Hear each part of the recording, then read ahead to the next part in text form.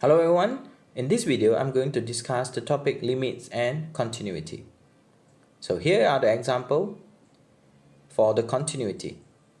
So A, state the condition for the function f to be continuous at x is equals to c. So now we are going to state the condition. So condition number 1, fc is defined. Second condition, limit when x approaching c for the function fx exists. So meaning that limit from the left and limit from the right will be the same.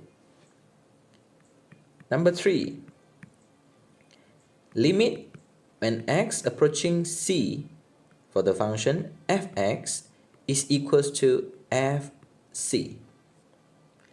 So as a conclusion, fx is continuous at x equals to c. So here are the conditions for the function f to be continuous at x is equals to c.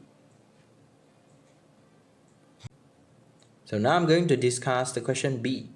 Given that the function qx is equals to x squared minus 4 over x minus 2, where the x cannot be equals to 2. For the second function, 3, when x is equals to 2. So now I'm going to illustrate the situation in a number line. So let's say this is a 2. So limit if the function approaching 2 from the left. So the function would be x squared minus 4 over x minus 2. Same goes to the right hand side. We will have x minus 2 bracket x plus 2 over x minus 2. Here are the situation that I've already factorized x squared minus 4. So if the value of x is equals to 2, so the function would be 3. So now let's begin the discussion for the continuity of q at x is equals to 2. Condition number 1. q2 will be equals to 3 by referring to the number line. If 2, the function will be 3. So meaning that q2 defined. Step number 2, limits when x approaching 2 from the left. For the function, we will have x squared minus 4 over x minus 2. If we substitute the value 2 into the function, we will obtain 0 over 0, where this is what we call the indeterminate form. So there are some strategy that we can use to solve the situation. Number 1, multiply by the conjugate. Number 2, factorize the situation.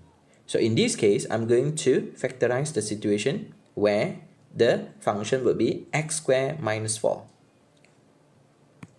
So limit when x approaching 2 from the left.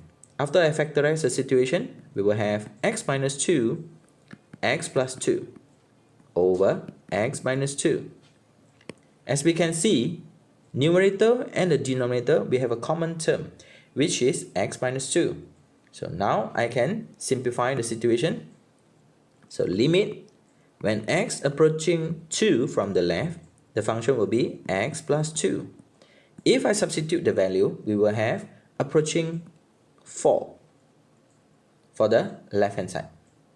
So let's move on to the right hand side. Limits when x approaching 2 from the right.